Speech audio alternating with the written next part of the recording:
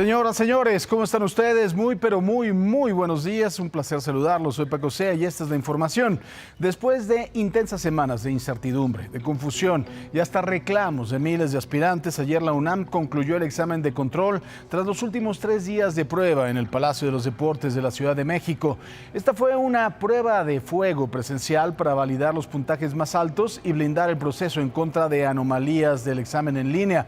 Será hasta la próxima semana cuando finalmente los aspirantes vean la luz al final del túnel y sepan sus resultados antes de que inicien las clases el 31 de agosto. La gran sorpresa de esta polémica, y que fue la baja asistencia, por supuesto, de los aspirantes que realizaron el examen. La UNAM estima que entre las 4 sedes, entre León, Oaxaca, Tijuana y Ciudad de México, se realizaron entre 36 y 37 mil evaluaciones, pero la institución habría convocado a 58.800 estudiantes a realizar la prueba, es decir, la asistencia fue de poco más de 60%. ¿Cuáles podrían ser las razones? El rector de la UNAM, Leonardo Lomelí, dijo que el tema de los costos de traslado a las sedes o las inscripciones a otras universidades habrían influido en el ausentismo de los aspirantes. También, aunque el examen de control se hizo totalmente presencial para evitar las trampas, aún así se presentaron algunos casos. El rector Lomelí informó que en los 3 días de evaluación en la capital hubo 22 intentos de trampa por el uso de celular en los baños, portar lentes con cámara o hasta intentar alterar los documentos de la cita para la aplicación del examen. Pero no fue todo, ¿eh? Él reconoció también errores del examen en línea. Yo creo que subestimamos el gran interés que hay por aprobar este examen y que eso lleva desafortunadamente a que hay incentivos económicos para ofrecer todo tipo de ayuda. Creo que subestimamos el tamaño del negocio que desafortunadamente hay detrás de vender este tipo de ayuda. Con todo respeto, rector, ¿cuánto tiempo lleva usted en la UNAM? No como para subestimar el negocio. ¿De verdad es la primera vez que se hace el examen? ¿O?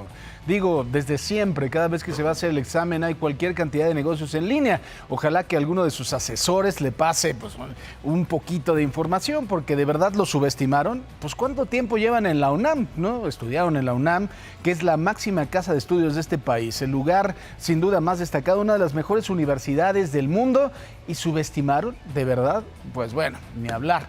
Desde Palacio Nacional se lanzó un llamado a la UNAM. La presidenta Sheinbaum planteó a la universidad abrir más espacios e incrementar la recepción de alumnos de bachillerato y licenciatura. Aunque reconoció y dijo respetar la autonomía universitaria, sostuvo que ampliar la matrícula es nada más cuestión de reorientar el presupuesto.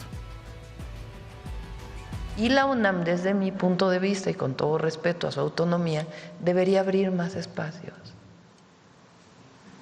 Tienen la posibilidad de hacerlo. La verdad, es nada más cuestión de reorientar el presupuesto.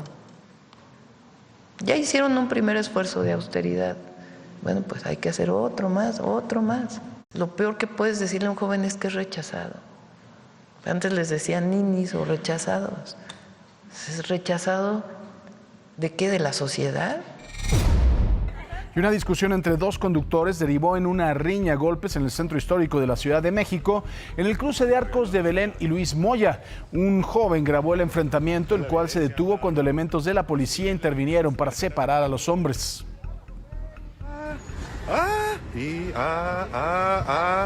No, bueno. Échale güero, dice. No, ¿cómo que güero? No, ya. Qué vergüenza. Ay, no. Ya me dio pena. Hagan algo, porque el que graba no hace nada. Patadón, dice. No sean así, ya sepárenlos. Bueno, 2 jóvenes de Reynosa, Tamaulipas, escaparon de un presunto centro de reclutamiento del crimen organizado en Linares, Nuevo León. Habían acudido tras responder a falsas ofertas de empleo en redes sociales. Caminaron durante 2 días entre el monte hasta llegar a Burgos, en donde pidieron ayuda. La Comisión Estatal de Búsqueda los localizó y están con sus familias. Un hombre de 23 años, presuntamente bajo los efectos de la droga, asesinó a su pareja e hirió con un cuchillo al hijo de la mujer de 9 años. Esto fue en Tonalá, Jalisco. Tras la agresión, el sujeto se lesionó a sí mismo y fue detenido por policías. El agresor y el menor lesionado reciben atención médica, mientras las autoridades investigan los antecedentes de violencia en el domicilio. Más adelante, la FGR buscaba detener al alcalde de Paraíso por un presunto enriquecimiento ilícito, pero se les adelantó y se les peló. Más adelante le cuento, por supuesto. Mónica Noguera, buenos días. Buenos días. Buenos días, Paco. Y los festejos del Grito de Independencia regresan a Sinaloa este 15 de septiembre tras haber sido cancelados durante 2 años consecutivos por la inseguridad del Estado. La gobernadora interina, Geraldine Bonilla, anunció que las autoridades ya preparan una gran noche mexicana en la explanada de Palacio de Gobierno. Aunque el programa de artistas invitados se va a revelar en los próximos días, extendió la invitación a las familias para que vuelvan a disfrutar de los festejos patrios. Y un nuevo caso de inseguridad ocurrió en la Ciudad de México, esta vez denunciado por la conductora de deportes Vanessa Huppertogen, tras documentar el momento en que fue perseguida por un vehículo que se frenaba de manera constante frente a su auto. Este hostigamiento siguió varios metros hasta que la conductora se orilló, trató de pedir auxilio. Después de este terrible susto, Vanessa compartió un nuevo video donde confirmó que se encuentra bien y está a salvo. Vamos a escucharla. Oigan, este tipo está loco, pero bien loco. ¿Quiere que me pase? Dios santo. A ver qué me hace. Ay, no. Diosito santo. Oigan, si me matan, pues ya sabemos que fue este cabrón.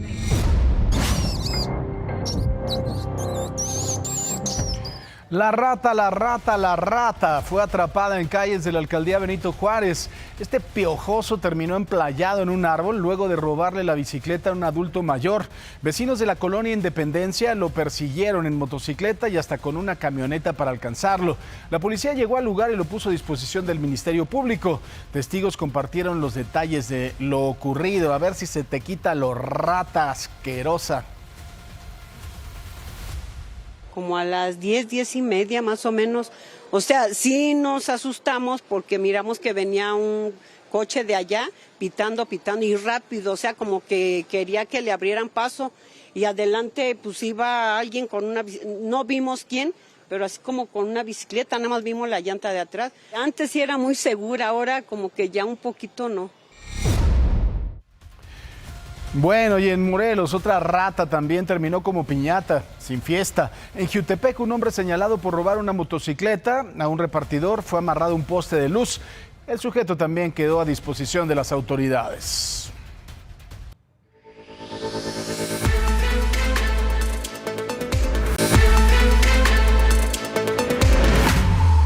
Nos vamos a la calle con mi compañero Ricardo Vitela, un accidente de motocicleta. Querido Ricardo, adelante, buenos días.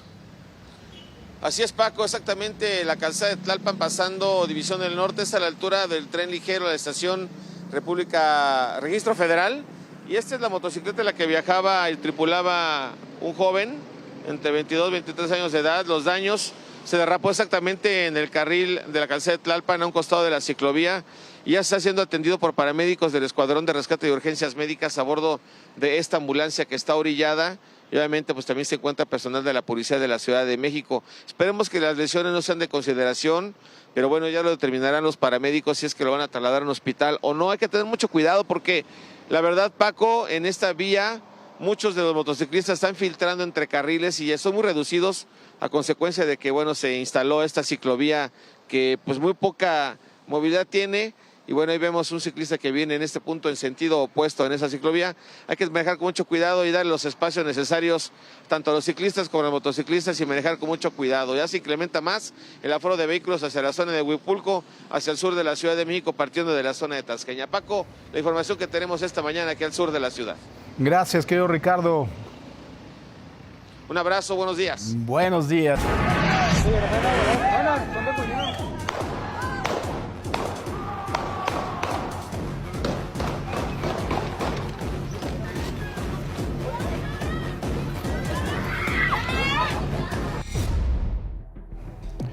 Y terror absoluto el que se vivió en una cancha de fútbol en Escobedo, Nuevo León. Un hombre de aproximadamente 35 años fue asesinado a balazos mientras decenas de familias y niños presenciaban un partido.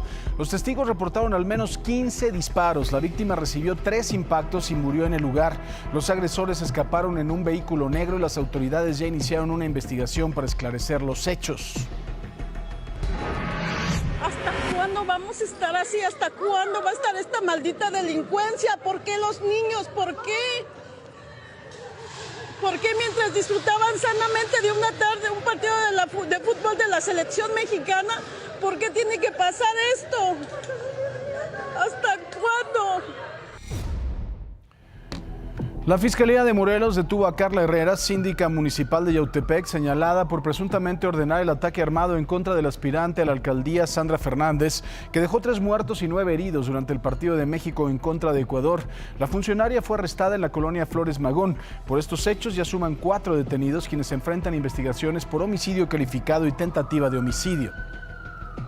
Vamos a ver también este asesinato a quemarropa. Un sujeto se acerca a un auto estacionado y le dispara a pocos centímetros al conductor. Luego el asesino sube una motocicleta que había llegado segundos antes con un cómplice y escapa. Esto ocurrió en la carretera Naucalpan-Toluca en el Estado de México. La víctima fue identificada como Francisco Pérez, comisario ejidal de San Francisco Chimalpa. Del asesino y su cómplice no se sabe nada hasta el momento. La Fiscalía General de la República emitió una orden de aprehensión por presunto enriquecimiento ilícito y desvío de recursos en contra del alcalde de Paraíso, Alfonso Vaca Sevilla. Durante un operativo en la ranchería La Madrid se aseguraron inmuebles, maquinaria y vehículos y de manera preliminar se reporta la detención de su secretario particular. El alcalde logró darse a la fuga junto con su familia. Por su parte, el secretario de Paraíso, Carlos Alberto Ramos, argumentó que el edil atiende sus responsabilidades mientras revisa el caso para conocer los motivos de la orden de aprehensión. Y bueno, aquí le informamos sobre la agresión en contra del alcalde de San Salvador Hidalgo y 14 funcionarios fueron privados de la libertad durante 18 horas por pobladores de La Flor. Hubo golpes, amenazas y 10 policías heridos. Simplemente me empiezan a agredir y me dicen, nos acompaña presidente. Y pues me rodean, que en ese momento yo no sabía ni cuál era el tema, ni cuál era la situación. 18 horas. Ese fue el tiempo que el presidente municipal de San Salvador Hidalgo, Norberto Martínez, estuvo privado de la libertad junto a 14 funcionarios. Sus captores son habitantes del pueblo La Flor, que exigen que el ayuntamiento acabe 2 proyectos clave para la comunidad. Imagen Noticias de la Noche tuvo acceso exclusivo a las grabaciones donde se observa cómo al menos 27 personas irrumpen violentamente en la reunión.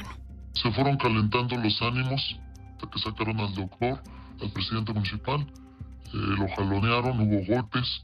Es un proyecto de rehabilitación de agua potable. El gobierno se comprometía ahí a afirmar que terminaba el proyecto a más tardar en febrero del ejercicio 2027. Por un lado, los habitantes de La Flor dicen estar enojados porque el presidente municipal no cumplió sus promesas. El edil asegura que están trabajando en ello y que incluso les ofrecieron opciones. Además del presidente municipal, su secretaria, el director de Obras Públicas, un integrante de Catastro, un contador, 8 regidores y 2 empleados del gobierno estatal también fueron privados de su libertad. Estuvieron cautivos en un auditorio de usos múltiples desde las 9:50 de la mañana de ayer y hasta las 3:30 a.m. de hoy. Fueron liberados tras un operativo de la Secretaría de Seguridad Pública Estatal. Pues sí, recibimos lesiones en los brazos, en las piernas, porque recibimos muchas patadas, en la pelvis. Algunas compañeras pues sí les aventaron piedras. También nos amenazaron al final que nos iban a quemar. De acuerdo con la versión de las autoridades, los agentes que iban a rescatarlos fueron agredidos con piedras y palos por un grupo de aproximadamente 300 pobladores. 10 policías resultaron heridos y están hospitalizados. Durante el operativo, fueron detenidas 7 personas bajo los cargos de privación ilegal de la libertad, lesiones y el robo de 2 patrullas y los celulares de todas las víctimas. Y bueno, cambiando de tema, fue cancelada la presentación del cantante mexicano Luis Conríquez en la Feria de Fresnillo 2026. La Mesa Estatal de Construcción de La Paz consideró que parte del contenido musical del artista hace apología del delito y no cumple con los lineamientos establecidos para un evento de este tipo por autoridades como el Ejército Mexicano, la Guardia Nacional, la Secretaría de Seguridad Pública y las Fiscalías Estatal y Federal. Los narcocorridos no están prohibidos a nivel federal, sin embargo, hay estados que sí aplican restricciones o sanciones como Baja California, el Estado de México, Guanajuato, Jalisco, Nayarit, con penas que van desde la suspensión del evento, 3 meses de prisión o multas de hasta 1.2 millones de pesos. Mire, aquí la realidad de las cosas, y lo tenemos que decir muy claro, no tiene que ver con el contenido de los corridos, tiene que ver con la impunidad, que ese es uno de los grandes problemas que tenemos en este país.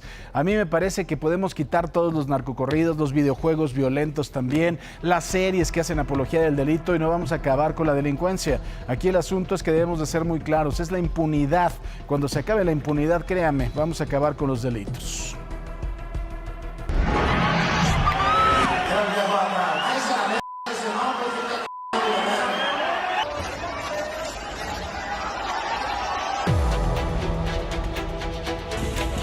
Mira, ahí se ven los plomazos.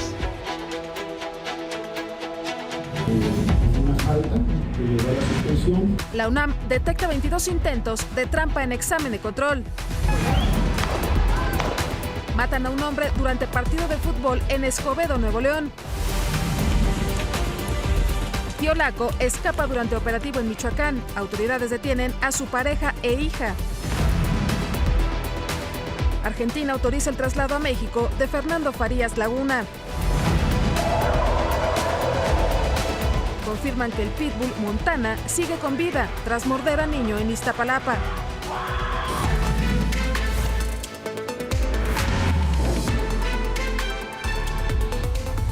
Ayer se llevaron a cabo operativos en los que fuerzas especiales del Ejército y la Guardia Nacional detuvieron a 12 integrantes del cártel Jalisco Nueva Generación en las localidades de Tinaja de Vargas y Colesio en Michoacán, entre ellos Marisol y Lourdes, identificadas como hija y pareja sentimental de Heraclio Guerrero Martínez, el tío Laco, jefe regional del cártel Michoacán y Jalisco. Posteriormente se reportaron bloqueos en varios municipios. Aquí la crónica de la violencia el día de ayer en Michoacán, pero también de los buenos resultados.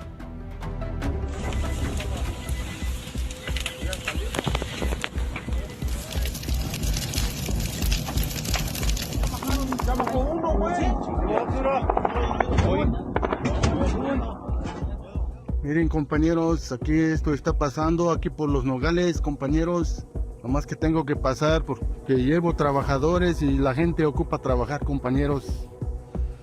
Mira, ahí se ven los plomazos, donde a este pobre conductor le dejaron caer unos plomazos, le quitaron la llave. A las 6 de la mañana se reportaron los primeros vehículos secuestrados e incendiados en el municipio de Zamora.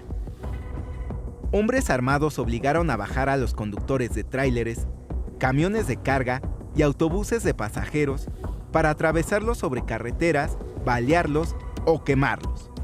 Y miren cómo dejaron acá el autobús todo desmadrado, a punta de plomazos y la llanta ponchada. Esto fue un momento difícil. También aquí el camión, es complicado la inseguridad en nuestro estado. Sobre la autopista de Occidente, a la altura de la desviación de Churincio, hombres armados mataron a una persona y lesionaron a otra al intentar despojarlas de una camioneta de carga. Ante el temor, el transporte público suspendió sus corridas en varios lugares. Los narcobloqueos se fueron extendiendo a otros municipios cercanos al punto donde fue el operativo contra la familia y sicarios del tío Laco, como el caso de La Piedad, Ecuandureo, además de otros puntos como Morelia, Zacapu, Pátzcuaro y Chilchota. Las autoridades reportaron al menos 26 narcobloqueos en 12 municipios.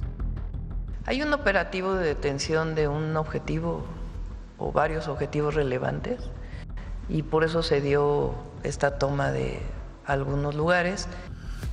Más de 6 horas de terror después, el C5 de Michoacán reportó que los 26 puntos afectados por los narcobloqueos ya habían sido liberados. No hagan rumores, no hagan rumores, no hagan rumores. Se debe a un operativo éxitos. Pedir a la ciudadanía calma, está bajo control la situación. Estos operativos por tierra y aire tenían como objetivo capturar a Tío Laco, a quien se le señala de ordenar las agresiones a elementos de la Guardia Nacional el 22 de febrero del 2026, posteriores a la detención de Rubén Oseguera Cervantes, el Mencho. A Tío Laco, quien tiene más de 70 años, también se le atribuye el liderazgo de los Guerrero, un grupo operativo aliado al Cártel Jalisco, asentado en Tinaja de Vargas, que en décadas pasadas confrontó al Cártel Sinaloa y los Caballeros Templarios. De acuerdo con la organización Inside Crime, este está acusado de controlar una parte importante del negocio de robo de combustible del Cártel Jalisco. La hija de este líder criminal ya había dado de qué hablar. En septiembre del 2023, la joven celebró su fiesta de 15 años a lo grande. La temática estuvo basada en la Cenicienta. En la fiesta hubo artistas invitados, un espectáculo de drones y fuegos artificiales. Mire, entre los regalos que habría recibido de su papá estuvieron una camioneta Mercedes-Benz rosa con un valor aproximado de 4 millones de pesos, un Racer negro todoterreno con valor de $500,000 también. Vea nada más, de extraordinario gusto sin duda. Y después de los narcobloqueos que se registraron en Michoacán, elementos de la Policía Preventiva Estatal, Regional y de Caminos activaron un protocolo de vigilancia junto con elementos de los 3 niveles de gobierno.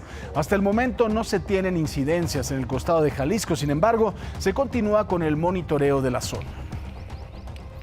En este momento vamos con mi compañero Rodolfo Dorantes, que está en Río de la Loza. Mi querido Rodolfo, adelante.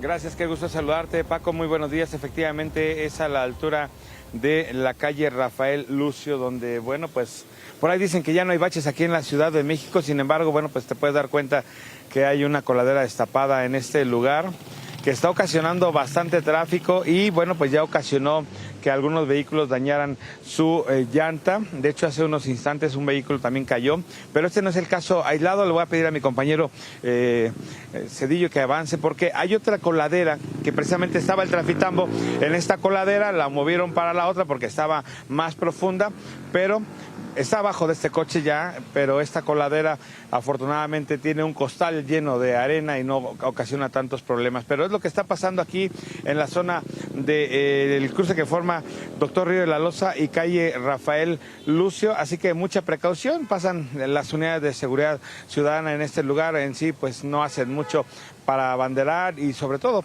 que venga alguien a repararlas, Paco. Muy bien, pues vamos a estar muy pendientes porque me parece muy peligroso, como bien nos has mencionado, querido Rodolfo.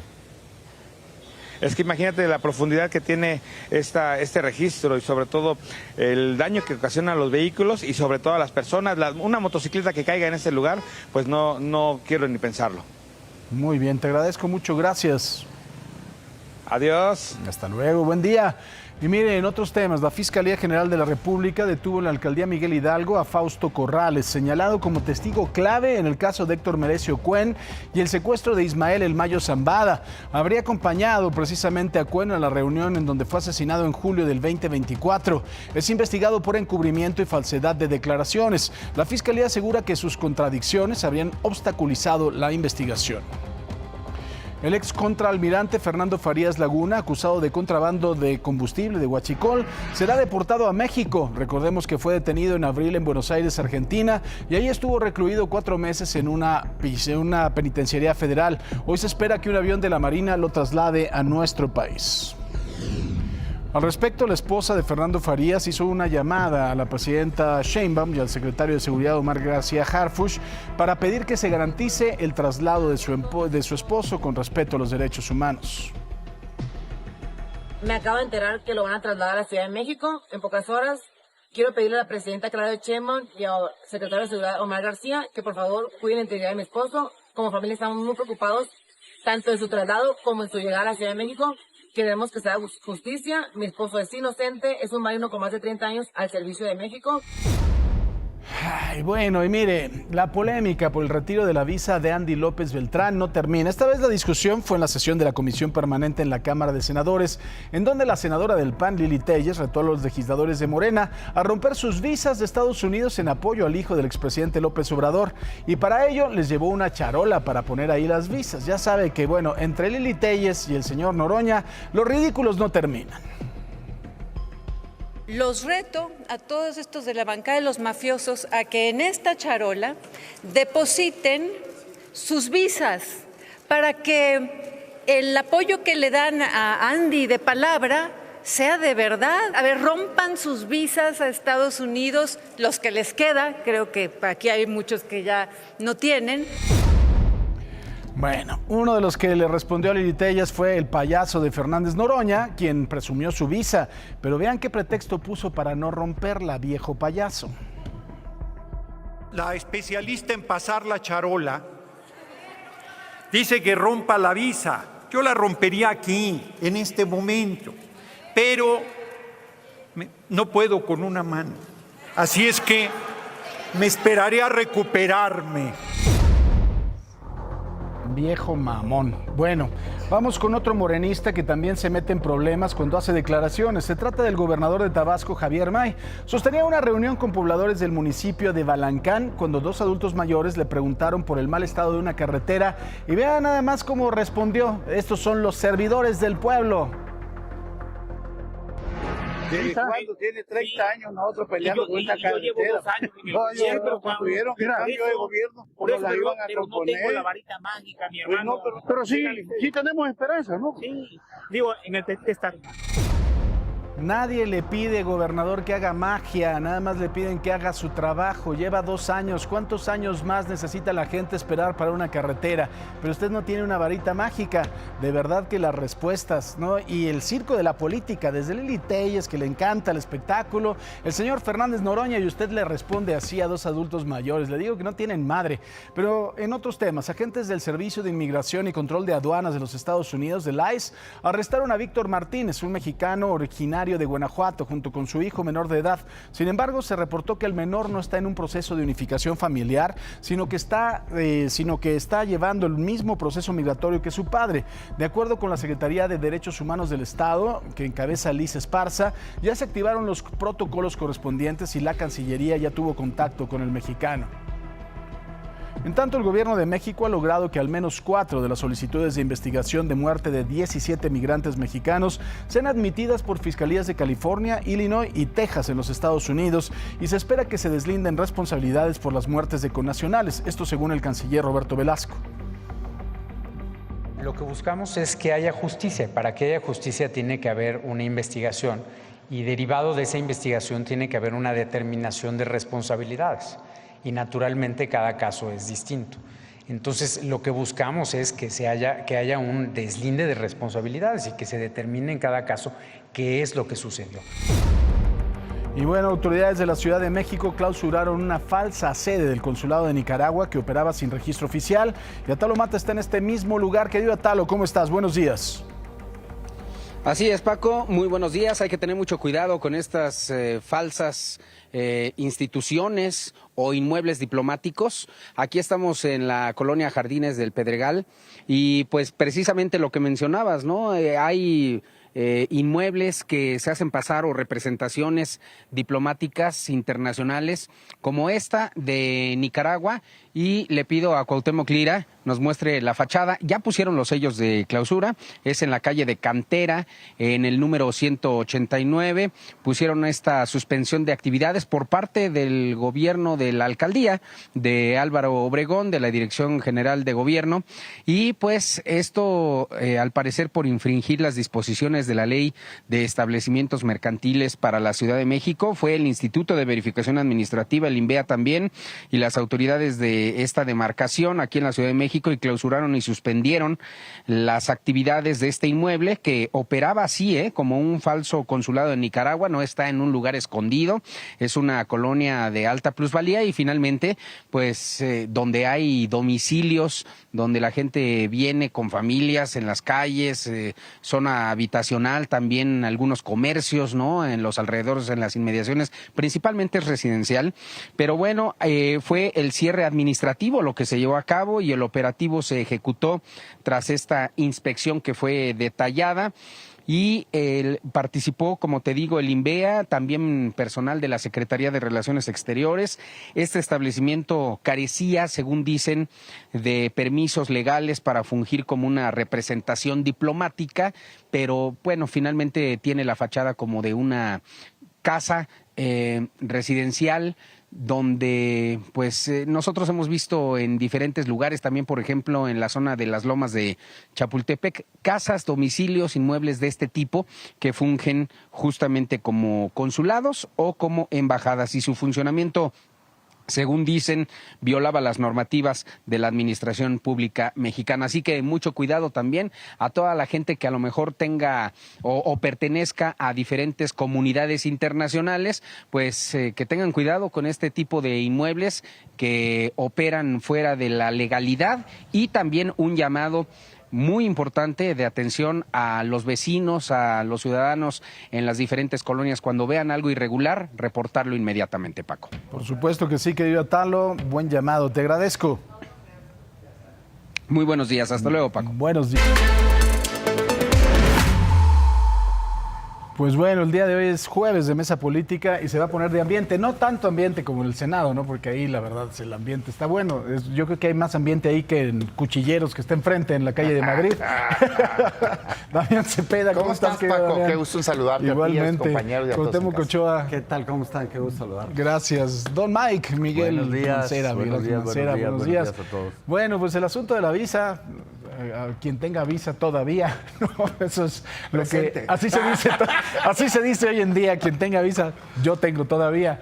Es un asunto complejo, sin duda. Se habla de soberanía nacional. No sé, que finalmente es un derecho. Cuando yo quiero invitar a alguien a cenar a mi casa, pues lo invito si me da la gana, claro. Si no, no. Creo que son cosas distintas o son otro tipo de términos, pero no sé qué opinas de este asunto, si se ha sobredimensionado, ¿qué es lo que pasa? Yo sí creo que es un asunto que tiene mucho de fondo. A mí me parece que es un símbolo de la decadencia en la que está Morena.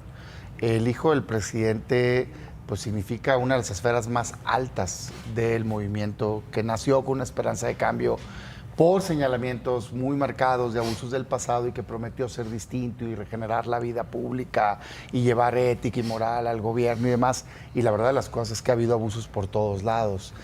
Sin duda es una decisión discrecional, unilateral de Estados Unidos. Pues claro, faltaba más, pues ellos deciden quién entra a su país. Y me queda claro que no es una condena penal, ¿no? Eso pues tendrá que venir después. ¿Sí hay política dentro? ¿Es político? Yo creo que sí tuvo que haber habido algún tipo de valoración, porque no creo que sean ajenos a que es hijo del expresidente y el mensaje tan duro que se iba a mandar.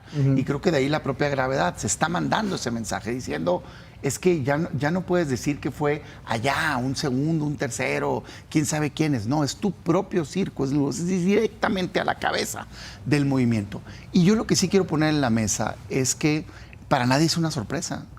Porque ese personaje, que por cierto no tuvo cargo público, pero tuvo una de las mayores influencias reales, un poder real en el gobierno de su papá, porque su papá se lo otorgó. Así de sencillo, pues no me pueden venir con otra cosa. Pues está lleno de señalamientos. Señalamientos de temas de familiares, temas de cercanos. Bueno, haber sido amigo de él de chico, pues le trajo fortuna a muchísima gente que seguramente fue por casualidad de la vida, ¿verdad? Que accedieron a contratos y riquezas y demás. Entonces, pues está señalado por todos lados y creo que pues realmente muestra pues la pérdida o el extravío de toda brújula moral y ética de Morena. ¿Es político, no es político? ¿Es preocupante, no es preocupante? ¿Tiene que ver con la soberanía nacional o no, mi querido Cuau? Primero que nada hay que dejar algo muy claro, y más de las especulaciones y la desinformación de la oposición. El retiro de visas es facultad del el consulado y el secretario de Estado, y no necesariamente está vinculado a algún delito, a alguna investigación, ¿no? El gobierno mexicano siempre ha tenido una coordinación con los Estados Unidos. Hace algunos días felicitaron al secretario de Seguridad por el trabajo que se ha realizado. Y pues hoy hay especulación, lo ha dicho muy claro la presidenta Claudia Sheinbaum, si alguien cometió un delito, tiene que ser juzgado. Y pues puede haber muchas especulaciones y datos. Claro que no es menor el retiro de la visa, y más por el personaje que merece. El retiro de una visa pues no declara lo que una persona es. Y hay que esperar, ¿no? Y hay que ver cuál es el motivo. Y yo estoy seguro que esto pues tiene, sí, a lo mejor una connotación política.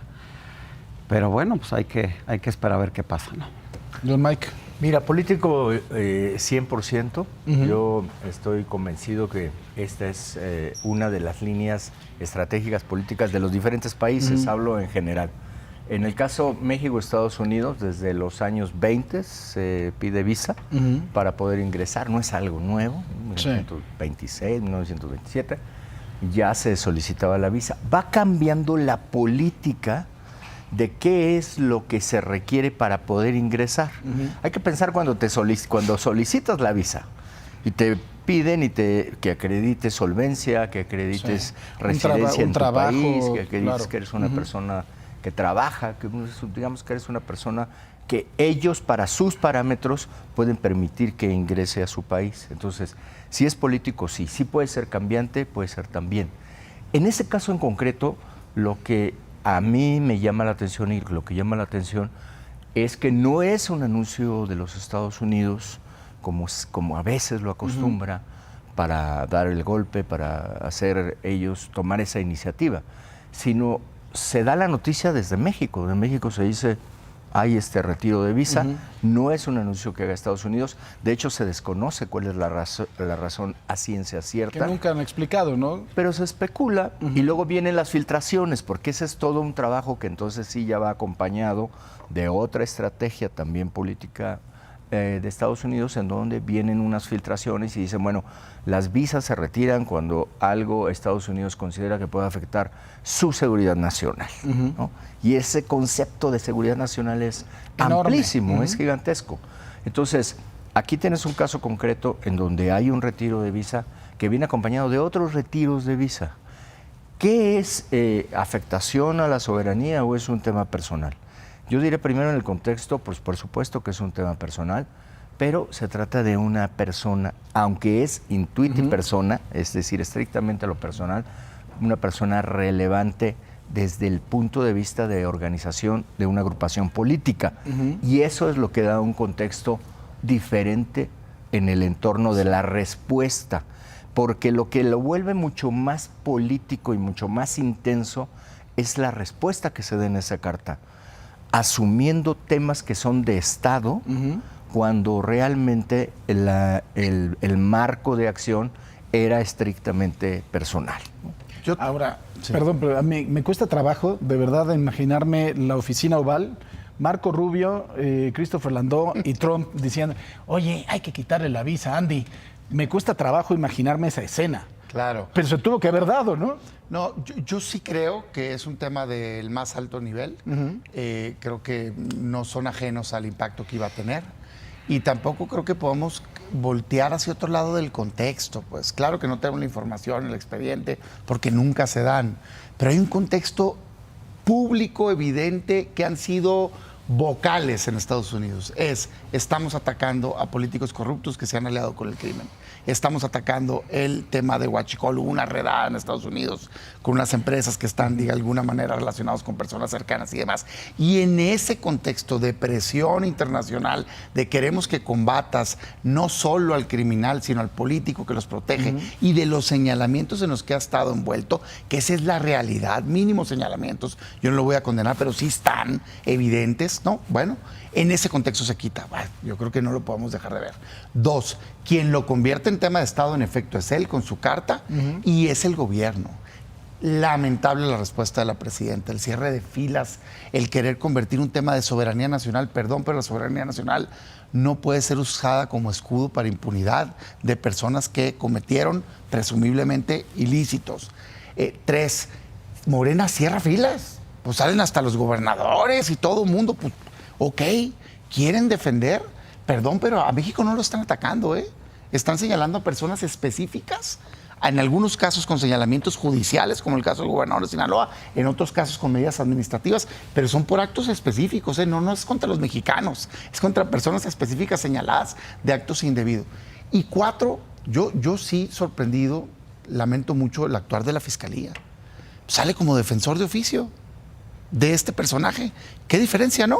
De otros casos que se condenan sin haber siquiera tenido pruebas. En este caso hablan de que no existe ni siquiera una investigación. Pues debería existir, no por el tema de Estados Unidos, sino por los señalamientos aquí en México. Claro que el personaje no es menor, ¿no? Y claro que la carta tuvo mucho que ver. Pero si hablamos de señalamientos, pues entonces Felipe Calderón también tendría que estar en la cárcel, ¿no? O sea, quien sí estuvo en alguna investigación y señalado por tener vínculos con el narcotráfico fue Felipe Calderón, por algo García Luna está en la cárcel, ¿no? Entonces, el contexto global, claro que es un contexto pues que llama la atención por el personaje, por ser hijo del expresidente, por las acusaciones o por los señalamientos que ha habido hacia su persona.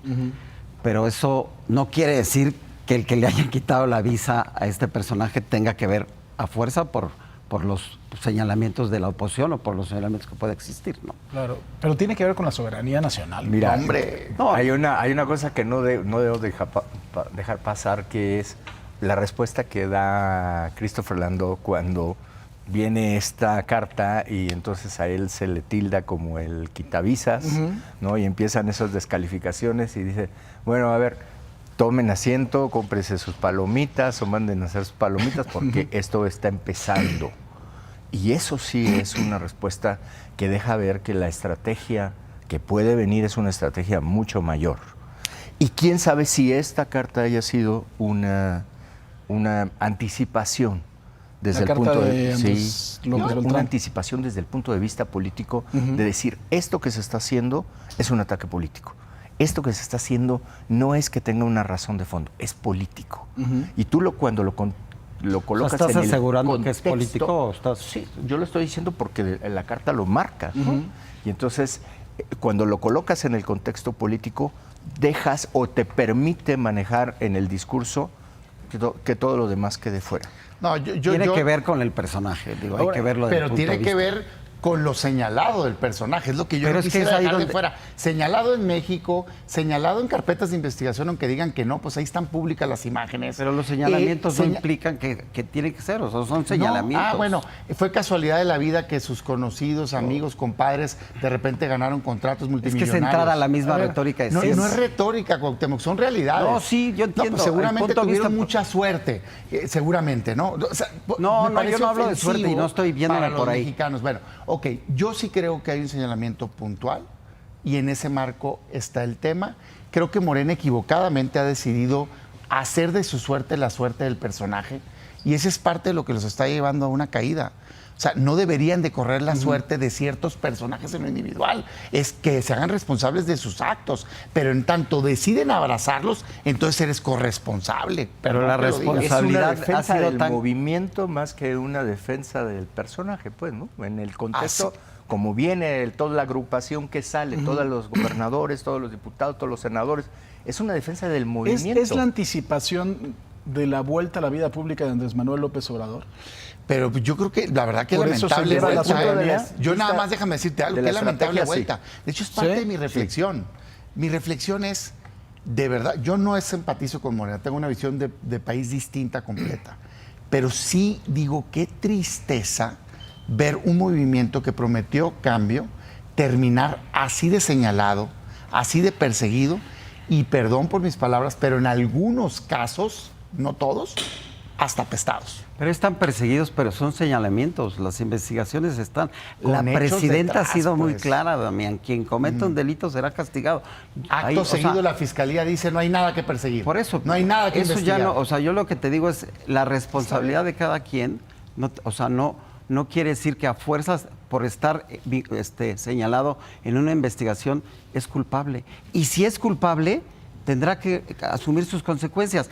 El personaje, claro que amerita el retiro de visa. El paso necesario para que podamos saber si es responsable. Que cuando menos existe una investigación y ya resulta ser el que día de Morena mañana no quiere que exista una investigación. Insisto, el único señalamiento que ha habido en un gobierno donde realmente está involucrado el narcotráfico en el gobierno es lo de Felipe Calderón. Y yo te he contestado 100,000 veces, investiguen lo que quieran. Por eso, pues ahí está, hasta la investigación está que está el señor en la cárcel. Lo que tienes que separarlos de la parte del Estado, porque esa es la parte compleja. O sea, no es un ataque al Estado mexicano. Sí tiene el contexto político, sí. Y sí viene una respuesta fuerte, digamos, de unidad del movimiento.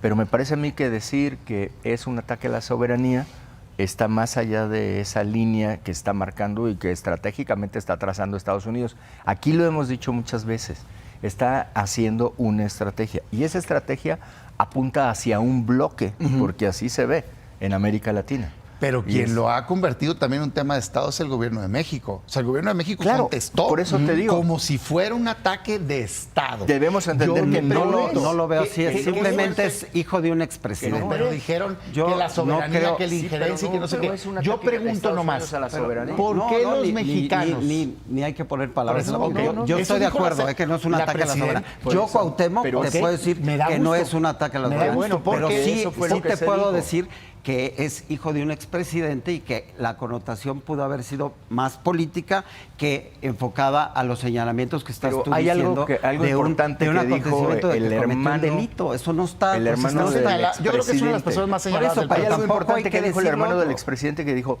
este ataque lo que está buscando no es al hijo, sino al papá. Pero bueno, esos ya son especulaciones. Yo creo que es una decadencia moral y ética. Hay que ver de quién. Por eso reacciona el movimiento. Por eso hay que ver quién lo dijo. Por eso, pero reacciona o sea, lo que reacciona es una reacción en cadena del movimiento.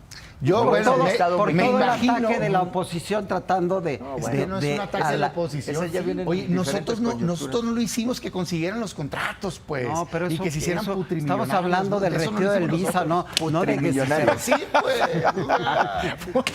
Bueno, nos tenemos que ir, por favor, lamentablemente, pero no le cambie, sigue informada, quédese con Paco Sea. Eso. Aquí sigue la información. Don Mike.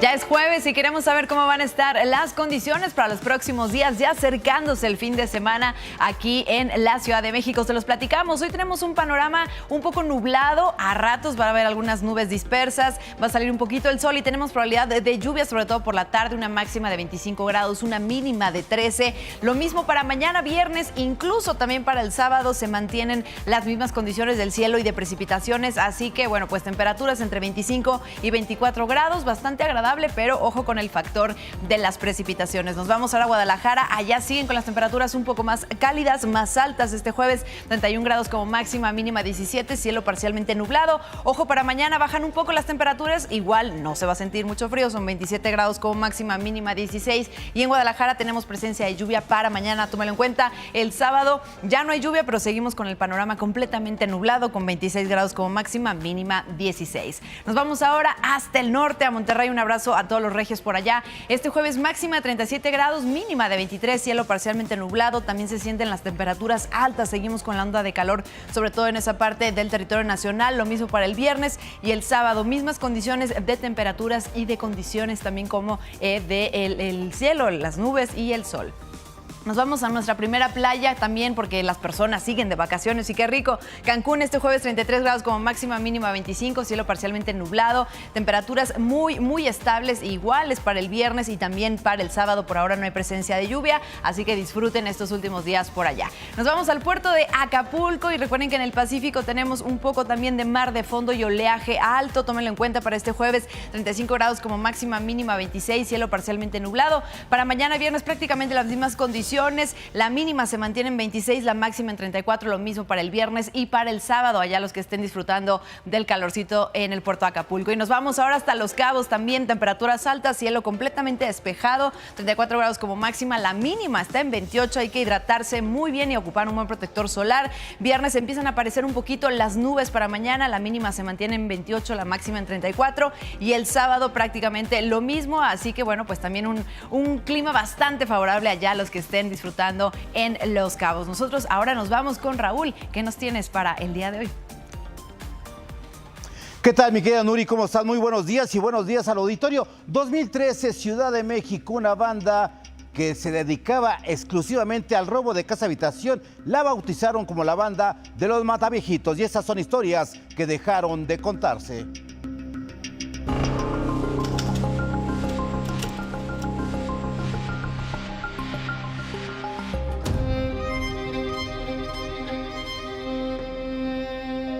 Por ahí tuvimos noticia de una bandita que está operando y que está buscando hacer daño hacia los adultos mayores y pronto les vamos a dar noticia de su captura total. Corría el año 2013. En la Ciudad de México, una banda de 5 personas había encontrado una fachada discreta para acercarse a sus víctimas, la venta de productos naturistas. Su objetivo eran adultos mayores a quienes buscaban ganarse la confianza para cruzar la puerta de sus casas y una vez adentro cometer los robos. Así operaban los llamados Mataviejitos. La banda compuesta por Mónica Belén, Evelyn, Félix, Rocío Giselle y Mauricio elegían a sus víctimas afuera de iglesias y mercados. Los seguían y tocaban a sus puertas. Durante las demostraciones de sus productos naturistas, les ofrecían bebidas mezcladas con medicamentos de la familia de las benzodiazepinas para adormecerlas y facilitar el robo.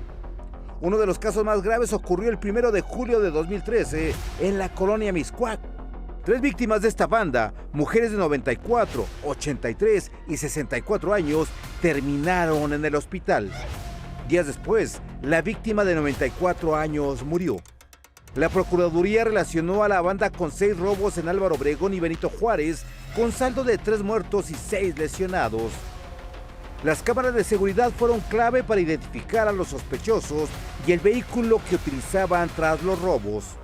Por los delitos de homicidio, tentativa de homicidio, lesiones y robo a casa habitación en contra de 2 mujeres y un hombre que operaban en agravio de personas de la tercera edad, a quienes suministraban medicamento para que perdieran el conocimiento y pudieran sustraer objetos de valor. Los 5 integrantes de los Mataviejitos fueron detenidos en julio de 2013 y condenados en abril de 2014. Actualmente siguen en la cárcel cumpliendo sentencias de decenas de años por los crímenes cometidos. Después de la detención de esta banda hubo bastantes imitadores, una de ellas la llamada Mataviejitos. Paco, vamos contigo. Gracias, mi querido Raúl. ¿Qué le parece si vamos a los dineros? Banco Multiva presenta. Más de 16,000 millones de pesos llegarán a Hidalgo.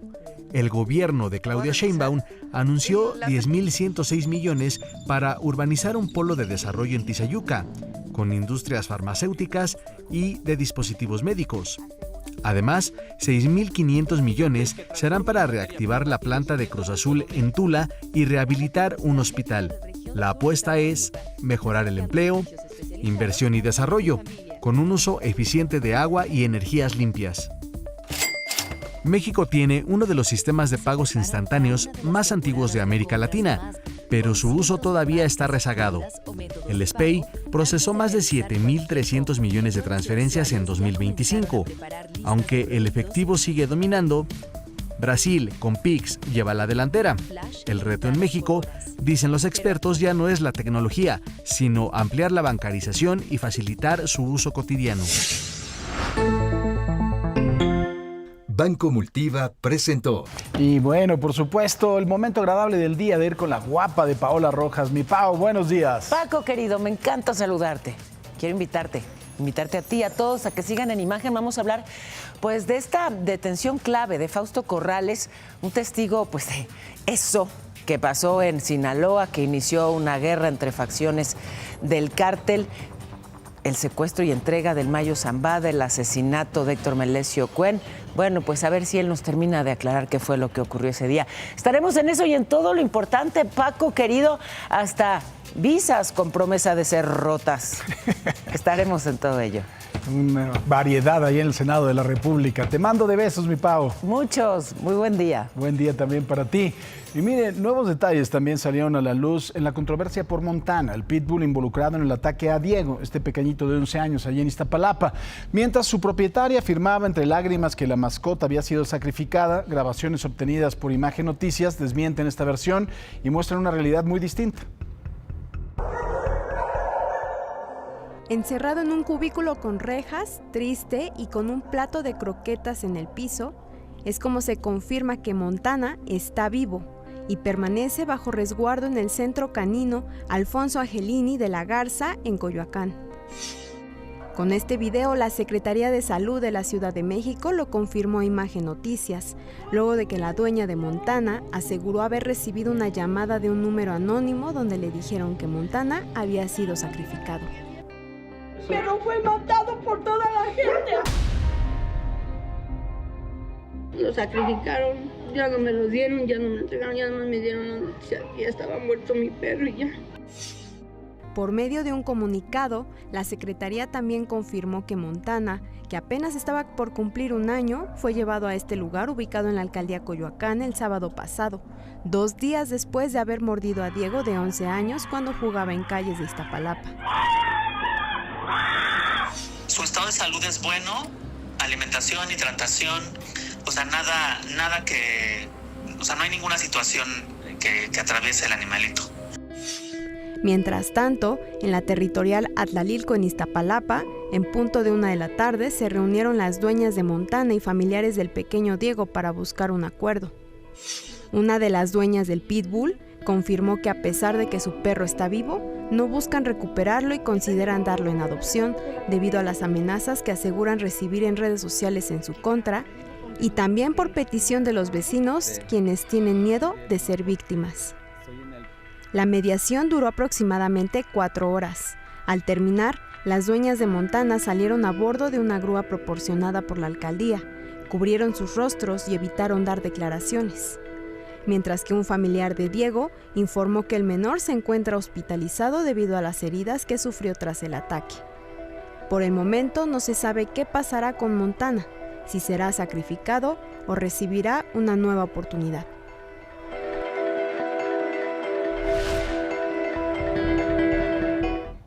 Y mira, al final de esta historia lo que tenemos es un pequeño que sufrió heridas y un perro que también es víctima, que ojalá lo adopten, le den una vida mejor y también, ¿no?, una reeducación para que no sea agresivo. Un etólogo, ¿no?, son los psicólogos de los perros. Nosotros vamos a hacer una pausa, pero tenemos mucho más porque esto es Imagen Noticias. Espérense, paren todo, porque hoy es cumpleaños de nuestra madre. Hoy es cumpleaños de mi mamá. Un abrazo enorme. Te mandamos besos. La queremos mucho, es la pero... mamá más bonita. Sí. Mi mamá, Mi más 40. sentido pésame por la hija que tiene. Ay, ¿qué tiene? Que está joven. Sí, mi mamá es muy joven. Ay, la amamos, ¿verdad? Sí, Adela. Yo la quiero mucho. Sí, ¿Vas a ir a festejarlo o ya fuiste? Ya Es la diosa de la paciencia, de verdad. Por favor, para aguantar que no está aquí. Totalmente de acuerdo. Bueno, Besos. Como usted no la ve diario, señora, de ser muy